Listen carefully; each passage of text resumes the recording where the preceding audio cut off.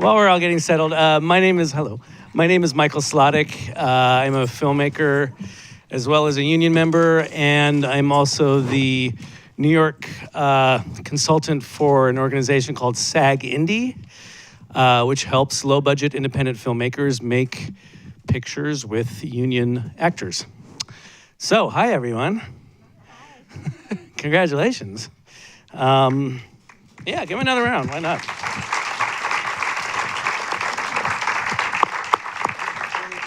Yeah, no, it's not dangerous. Wait, you haven't sat in a director's chair before, a director? So why don't we start here, and why don't you guys introduce yourselves and tell us who you are and which project you're related to, etc. Yeah, sure. My name is Pearl Gluck, and I'm here with the film Summer. Hi, I'm Jordyn DiNatale, and I'm with How Far She Went. Hi, Hillary Mann, The Finger. Hi, Pulkit, Datta, Wishful, Whiskers. Hi, I'm Jordyn Rosella, A Day in the Life of Who.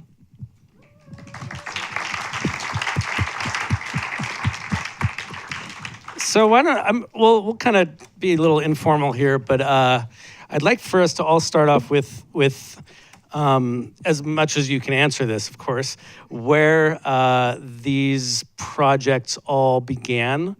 What was the impetus for either writing them or becoming a part of them?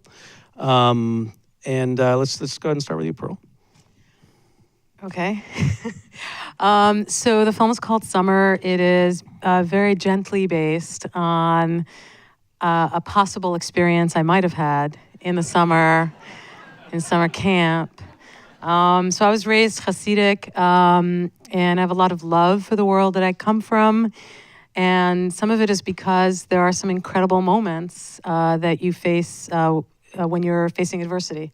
And, you know, as a woman who's very driven by her femininity and eventually my feminism, you know, I went to the library and I did get a copy of Our Bodies, Ourselves, and therein began a level of this kind of story. And I wrote it when I was at CCNY. I was studying directing there. I'd generally been making documentary films, and now I'm studying fiction and getting my MFA to teach. And I met Melissa Weiss, who's here, and Malky Goldman is also here, and we were just kind of playing around and thinking about what scripts we might want to do, because they're both super talented. And I said, you know, I have this thing, and I pulled it out, and we started to read it, and they both sounded like the voices of these two girls. And then they started to share their own experiences in the Hasidic world and their own experience trying to explore their femininity/feminism identity. And it just blew so much life into it. And it was just kind of falling into place. Camp Shane, it still goes by a fat camp. It still calls itself that. So that was the camp. Everyone would say to me, if you continue this way, you're going to end up in Camp Shane. Camp Shane was the only camp that would let us shoot there. So apparently I ended up in Camp Shane. So, but there are some amazing people, you know, they'll eventually come up in the other answers, who are here today that, you know, who are SAG and who are actors, who have helped a lot with creating some of these characters. So that's how it started, and that's how we got involved. Great. Jordyn, can your film that you were in was based on a short story, right? Yes. So I'm representing the film because Chloe and Ugla, the producer and director, are out of town. So I'm happy to be here. Brave. But, yeah, it was. Is it on? Okay, great. Sorry. It was based on a short story by Mary Hood. And I know that the story itself really spoke to Chloe, the producer. I don't want to speak too much for them, but I know that she approached Ugla and the director, and Ugla absolutely loved the concept, and that's how it came to be. Okay, we'll come back to how you got attached to it in a minute. Okay. But let's keep going with where it all started. Sure. Well, I just want to give a quick shout out to my co-writer, co-actor, co-producer, Chris Carfisi, our director, Cordy Wagner, and our lovely wife in the film, Kim Ramirez, are all here. So I just wanted to thank you. Actually, Chris and I were having coffee, and we talking about working together, and he was just actually telling me the story. He actually did have his finger lanced, and he did have to keep it upright. And he was just telling me about it, and he was like, yeah, imagine walking down the street, and you have to like constantly do this. And he's like, imagine going to a restaurant, and you're just doing this, and someone's like, oh, can I help you? And I thought that was funny, and I thought we should maybe do something with that. So that's kind of how it came to be. And we just got our great friends attached to it and went from there. Mustaches. So it came about because of several reasons. I was at that time I was trying to get a feature off the ground, a completely different story, and was struggling a lot with that. So, and then also I happened to be going through some personal difficulties, so I just wanted to make something fun and happy. So that was one of the reasons. And some of the inspiration came from my own little nephew and niece, because I would be babysitting or playing with them, and just the kinds of games they come up with, or their imagination is really inspiring. So we would just conjure up situations and things while we were playing, and that's sort of what triggered this idea of I wanted to tell a story entirely from the perspective of a child's point of view. And it was incredibly liberating to write something like that and make something like that, because you kind of have to let go of adult cynicism, and it's such a freeing process. It's so much fun. And the mustaches, because, well, everyone loves mustaches, and I think, I mean, no particular reason, but I mean, kids find it funny, and I think adults have a strange fixation with it, and then I wanted to play with sort of subtle gender identity themes in there, with a girl wanting a mustache, and so all of that combined. Everyone loves a mustache? Everyone loves a mustache. All right. If you say so. Can't go wrong. Hi. Yes, A Day in the Life of Who. I know the first thing that comes to people's mind is you're black and your entire thing's Asian. What's going on there? So I wanted to just, I thought about, obviously, an immigration story. I'm an immigrant, Nigerian. I'm adopted by a Jewish papa. That's like, I live in New York, now I live in LA. So there's a whole, I'm really into the idea of this being one world. We all have the same stories, we're just colored differently, is the way I see it. So I thought if I could tell a story that's very true to my world, by superimposing on a world that's far removed from mine as possible and still tell the same story, then maybe my theory is true, something like that. So how did I come up with this story? I was on the train, the subway, and my family, my biological dad had a bunch of different kids, different wives, etc. Polygamy is normal where I'm from. And there are a few family members that I don't know. And I've heard stories of them having lived literally, I want to say, an apartment building across from me. And the idea that I may have taken the train with them or gone to the same school with them, or something my mom did when I finally met my mom. I lived in 3333 Broadway. 135th Street in Broadway. I met my mom. We got to know each other for about a year. And I was working at Filene's basement. There was one on 79th Street. I remember that one. And I was walking one afternoon. My mom walks in and goes, guess who I just saw walk out this door? I'm like, who? Oh, your sister, Darlene. And I can't explain to you what that did to me. Because I was like, it's just me and Fat Lou in the back and my manager. So one of us attended to her, and it could have been me. So things like that, like those ideas of like how we all crash into each other in New York. I mean, subways and all that stuff. And homelessness is a big thing for me. And the idea of feeling displaced is a big thing for me too. So I think all those things came together in the story, and I just wanted to put it in a world far removed from mine. So I picked North Korea. So let's talk about casting a bit. Maybe might as well just start back. We're right here and start with you. Let's talk about your process, and for the actors, writers, from your point of view, as well as any as well as any other roles in the film, that you guys did go through casting process with. So do you want to start, Pearl? Sure. This is why I don't sit in director's chairs, by the way. So for me, I worked with Caroline St. Clair, who I realized works with someone else here, with you. Love Caroline. She's actually teaching for SAG tomorrow. And it was an incredible experience because The thing about Caroline is that, I always tell this to my students too. I teach at Penn State.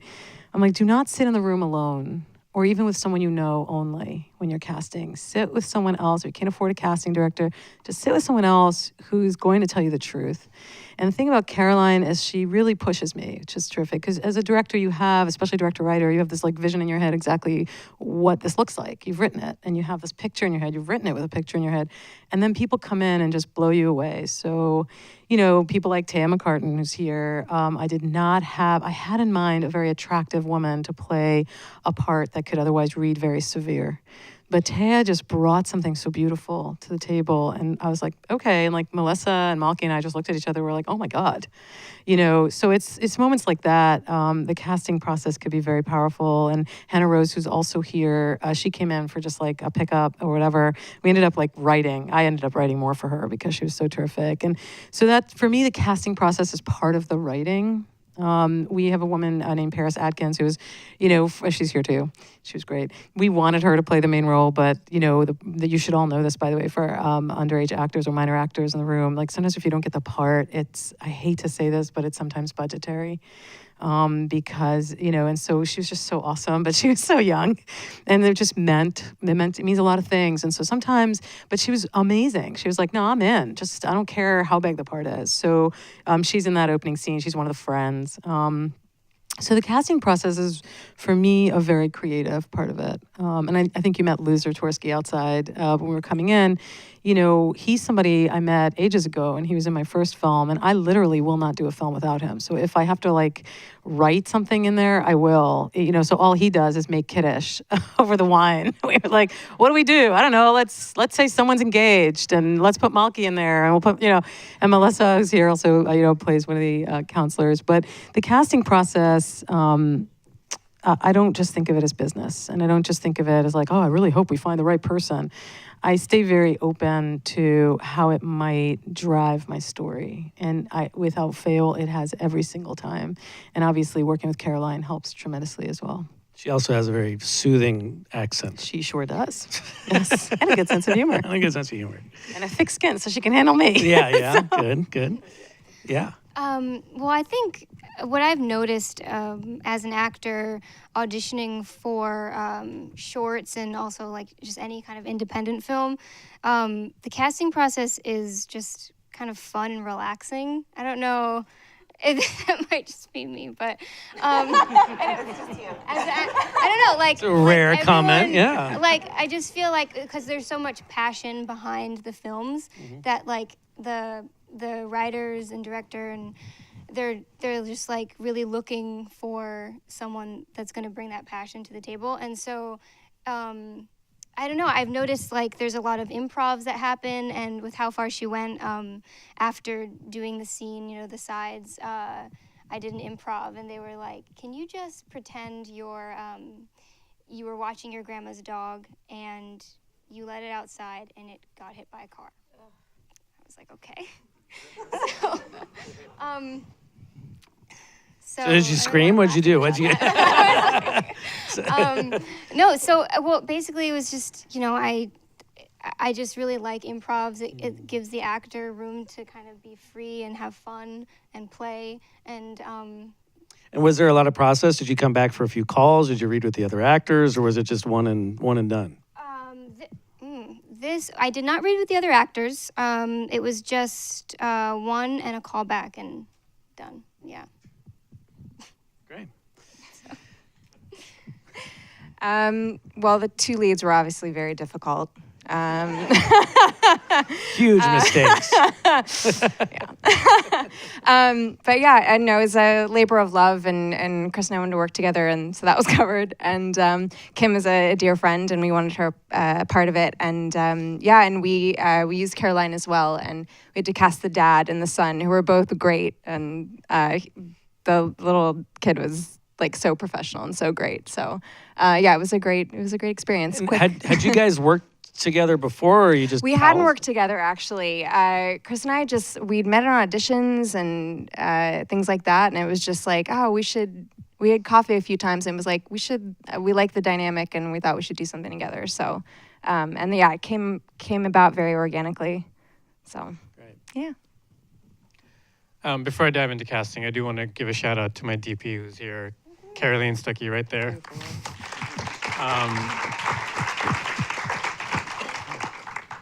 She was instrumental in bringing it to life. So, casting-wise, so we worked with Jennifer Jamian, who many of you might know, as my casting director. My biggest fear was casting the little girl, Ella, because she's in every single shot. And Jennifer was great because she, we did a bunch of auditions. I think I auditioned about 12 to 14 little girls.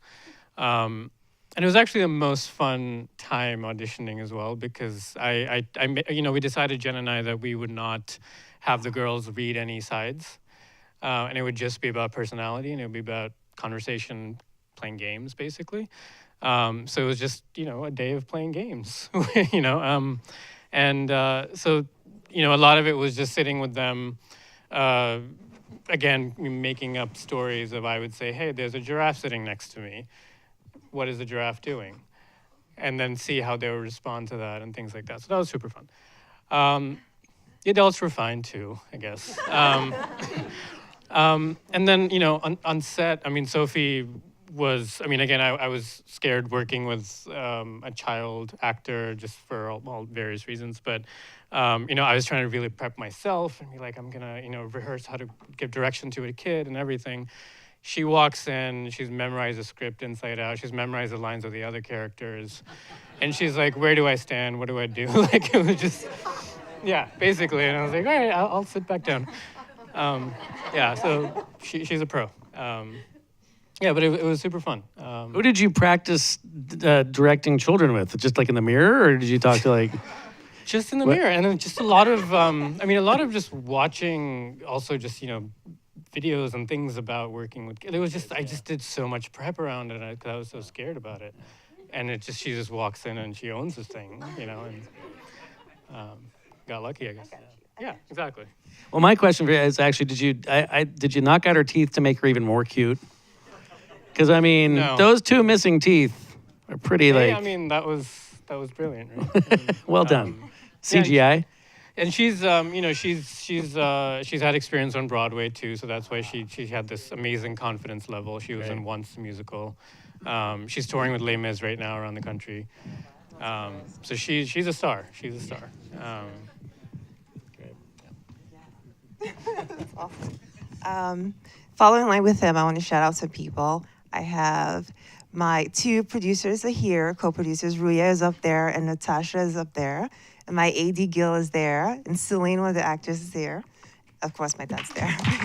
You guys were amazing. I'm shouting at you. Casting, how did we do this? Actually, Gil, my AD, was with me. We cast in this film. We used Actors Access, Backstage, Friends of Friends. I didn't use a casting director. We did this casting ourselves. And it was literally an interesting process having people walk in and the first reaction was, and then it started like, I usually know who to expect when they walk in, and we had to get over that. That part was a little interesting. I'm sorry. Wow.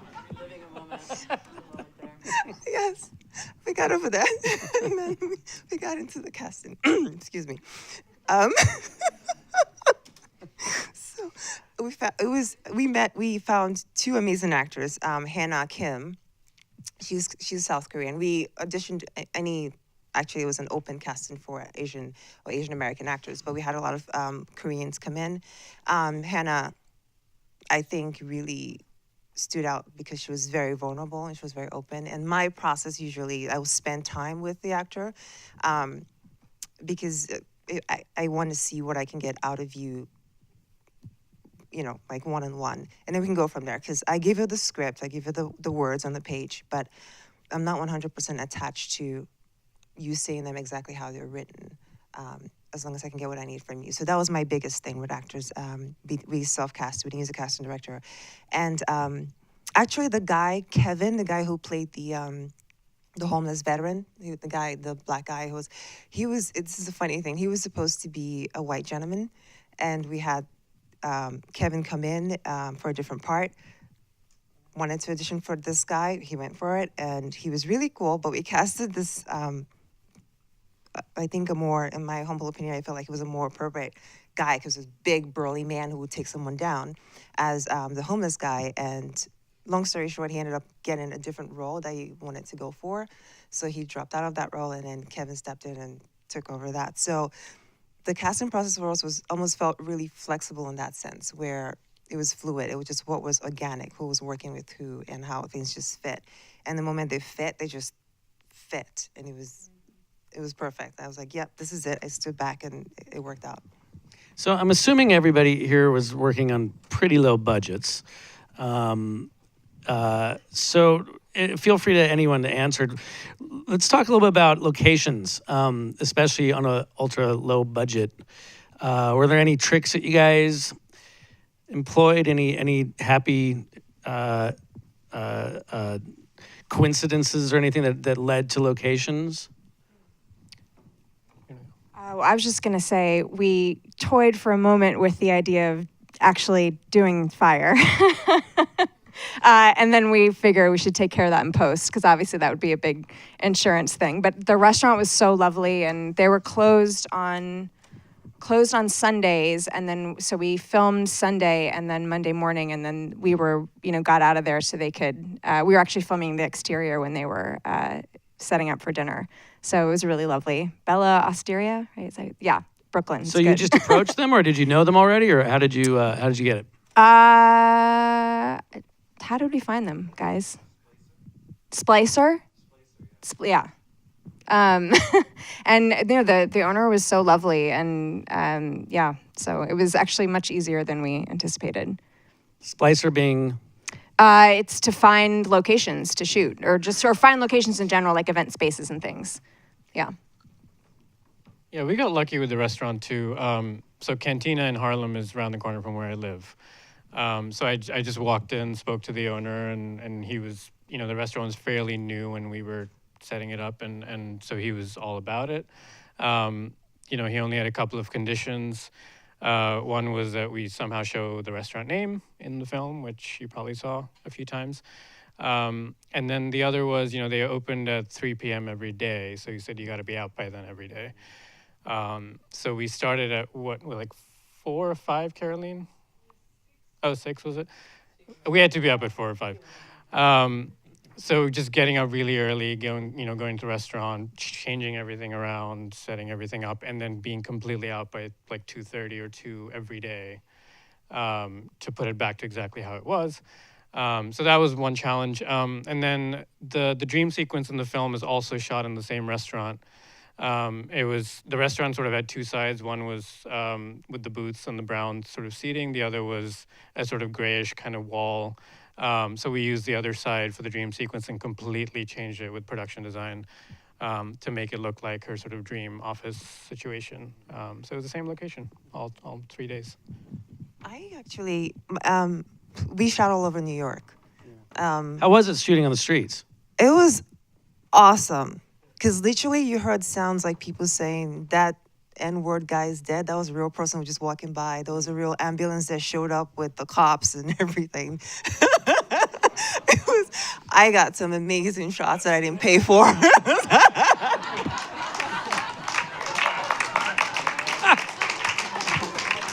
Don't budget. No.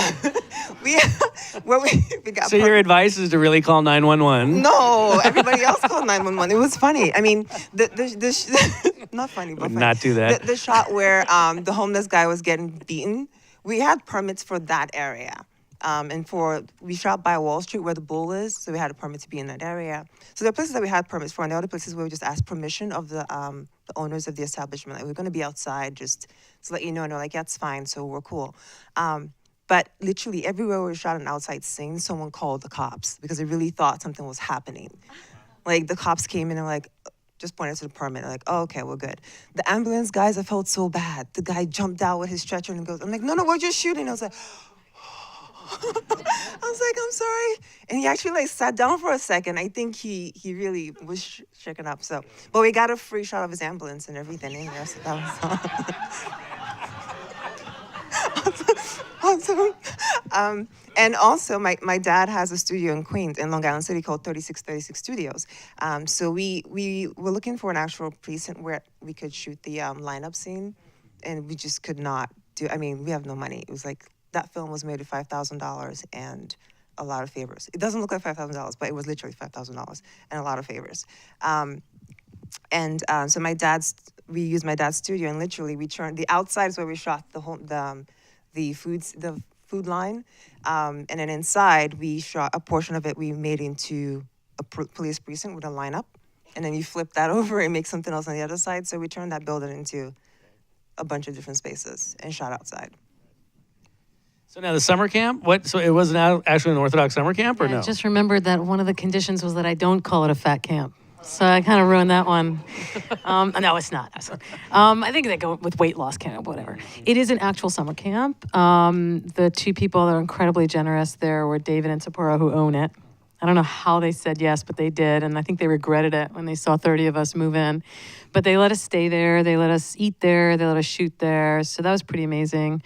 We also had to make it look Orthodox. There's like little touches, like the blue tarp around the pool. So, little pieces like that. And then, you ask the question, how do you make it work on a tight budget? Tight shots, so we're not going to have 50, 60 extras. And we didn't have access to the whole camp. So we made it look that way. And it was written with this kind of abandoned bunkhouse look, and we weren't sure how to do it. And I just got lucky. One of my students is in construction, so he came and helped us redecorate the interior of that room. So that was amazing. I want to say something about casting, if you don't mind. One more thing, I was thinking about it. So the two main actresses, I didn't call them out because they're not sitting here, so it's like the reverse shout out. So it's shouting out, but they're not here. Emmy Tansey, she goes by Emmy James now, and Juliet Brett. I want to share this here because I know there's a lot of actors in the room. We had no idea who was working, and chemistry-wise, it was really tough. There's such amazing talent. There's so much talent here. And chemistry-wise, we just couldn't make it work. And something very strange happens, which is why you should text your friends on a regular basis, because basically Emmy's friend Juliet texted her and said, "What's going on in that other room?" And she said, "We're doing this thing for this summer Hasidic thing, whatever." And by the way, almost none of the actors are Jewish.